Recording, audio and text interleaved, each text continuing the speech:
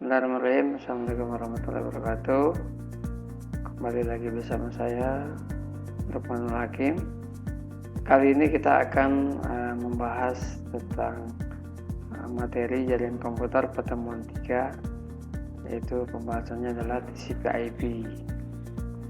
Kita langsung aja. Nah, di sini ada protokol komunikasi. Jadi seperti yang sudah dijelaskan sebelumnya, bahwa tanpa kita sadari setiap hari kita berkomunikasi satu dengan yang lainnya dengan menggunakan teknologi ataupun gadget.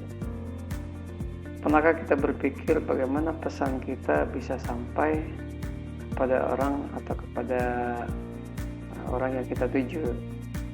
Nah, di sini adalah peran antara teknologi dipadukan dengan komputer dan juga dengan jaringan, sehingga segala aktivitas kita, misalkan seperti mengirim email, chatting, dan lain sebagainya, datanya mengalir ya, atau datanya dari satu sama lain saling berhubungan atau berkomunikasi. Nah, di sini tentunya peran sebuah protokol ya, yaitu protokol IP.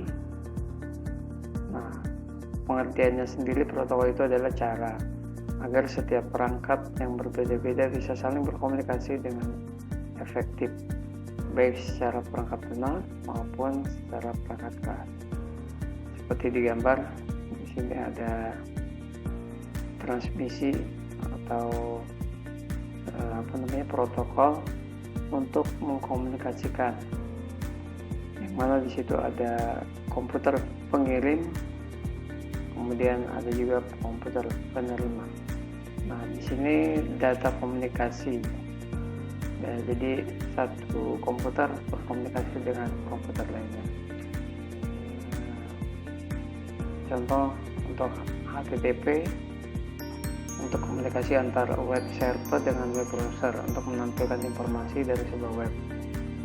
Nah, jadi misalkan di sini kita membuka sebuah situs, kemudian situs tersebut menampilkan data atau konten. Nah, konten tersebut dikirim oleh server kepada browser, sehingga kita bisa melihat isi dari web tersebut. Nah, itu menggunakan protokol HTTP. Ada juga FTP atau FTP. Nah, di sini adalah untuk komunikasi antara server dengan FTP client. Biasanya di sini berhubungan dengan transfer file. Ya, jadi kalau yang tadi bentuknya menampilkan sebuah konten di web, nah kalau FTP ini yaitu fungsinya untuk mentransfer file, misalkan seperti download dan upload. Nah, itu FTP di sini berperan. Kemudian ada juga SMTP. Nah, SMTP di sini adalah untuk komunikasi email ya, atau antar mail server dan mail client dengan mail server ya, atau kegiatan mengirim email. Di sini menggunakan SMTP. Dan POP3 atau IMAP 4 atau IMAP 4 untuk komunikasi antara mail client dengan mail server atau untuk mengambil sebuah email. Nah, adapun TCP/IP ini, kalau dari layer 7 layer yang kemarin kita pelajari, bahwa TCP/IP ini mewakili antara application, transport, dan network. Jadi 7 segmentasi atau 7 lapisan layer yang kemarin sudah kita pelajari, bahwa khusus untuk TCP/IP 3 inilah yang digunakan untuk TCP/IP. Jadi ada application, transport, dan juga ada network. Nah, di sini lapisan-lapisan dari player OSI itu ada SMTP ya untuk yang aplikasi, ada FTP, Telnet, kemudian DNS, SMTP, dan seterusnya. Kemudian untuk transportnya itu TCP/IP dan UDP. Kemudian untuk networknya itu ada IP. Dari masing-masing layer tersebut kita jelaskan satu persatu bahwa untuk layer yang pertama itu physical layer. Nah, ini lapisan fisik ya, namanya physical, merupakan lapisan terbawah yang mendefinisikan besaran fisik seperti media komunikasi, tegangan, arus, dan lain sebagainya. Lapisan ini bervariasi bergantung pada media komunikasi pada jaringan yang bersangkutan. TCP/IP bersifat fleksibel sehingga dapat mengintegrasikan berbagai jaringan dengan media fisik yang berbeda. Kemudian network layer. Nah, network layer di sini fungsinya adalah data yang besar yang berasal dari layer di atasnya akan dipecah dan disesuaikan ukurannya sesuai dengan media yang akan dilaluinya. Data yang besar ini yang telah dipecah menjadi paket data lebih kecil atau kita sebut dengan frame. Kemudian akan dibungkus atau bahasa komputernya dienkapsulasi dan diberi label dengan tujuan dari paket layer atau divisi ini bertanggung jawab atas routing, menentukan tujuan dari jalur paket yang akan dikirim. Kemudian yang berikutnya transport layer.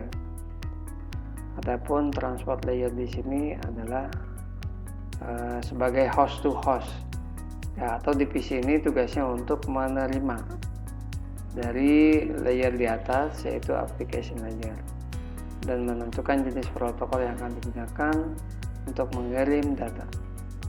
Dua protokol ini umumnya adalah UDP atau User Datagram Protocol dan TCP atau Transmission Control Protocol. Seperti di gambar seperti ini ya.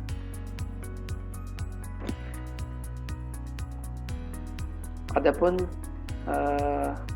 cara kerja dari TCP/IP ini,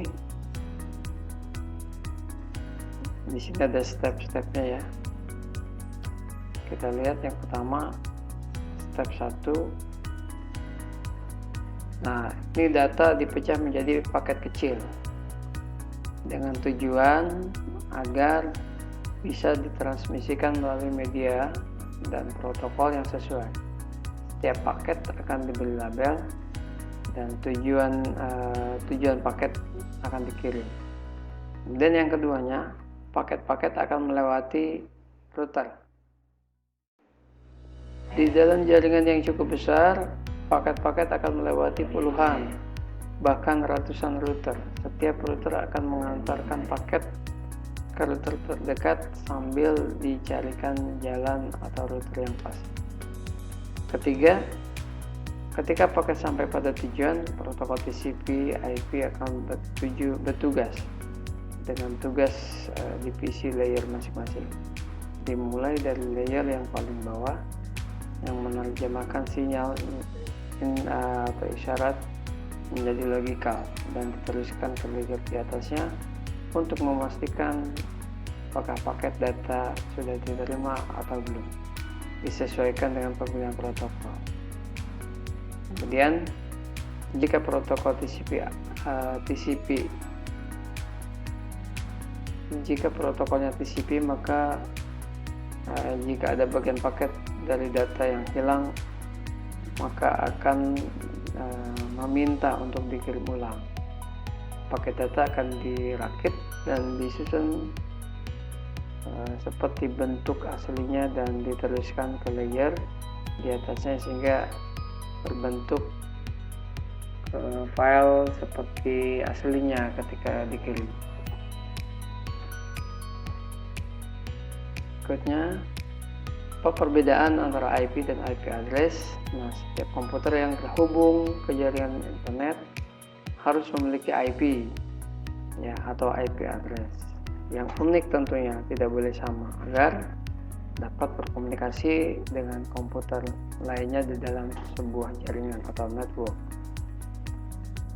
IP address ibaratnya sebuah alamat rumah yang digunakan kita untuk menerima paket barang biar nggak kesasar ya, dan digunakan untuk mengisi alamat paket asal ketika kita mengirim paket.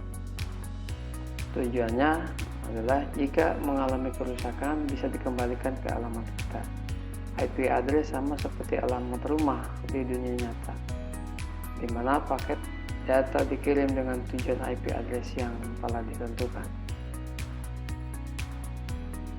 IP address biasanya kita dapatkan secara otomatis ketika connect ke hotspot atau kita setting ke WiFi ya, baik secara manual ataupun secara otomatis. Jika kita mengelola jaringan yang lumayan besar, IP address dikelompokkan, dibagi dan distandarkan. IP address juga ada bagian menjadi IP address juga dibagi menjadi dua jenis, yaitu IP public dan private. Yang mana IP public adalah IP yang dapat diakses langsung dari jaringan global internet, sedangkan IP private adalah IP address yang digunakan dalam jaringan lokal intranet private yang tidak bisa di-share langsung melalui internet. Kesimpulannya, TCP/IP adalah protokol standar komunikasi komputer yang masih digunakan hingga saat ini. Komputer berkomunikasi dengan cara mengemas data sesuai dengan aturan protokol TCP/IP, lalu mengirimkannya melalui jaringan komputer. Saat kamu belajar hacking, kamu wajib tahu proses yang sebenarnya saat komputer saling bertukar dan berkomunikasi melalui jaringan LAN ataupun internet.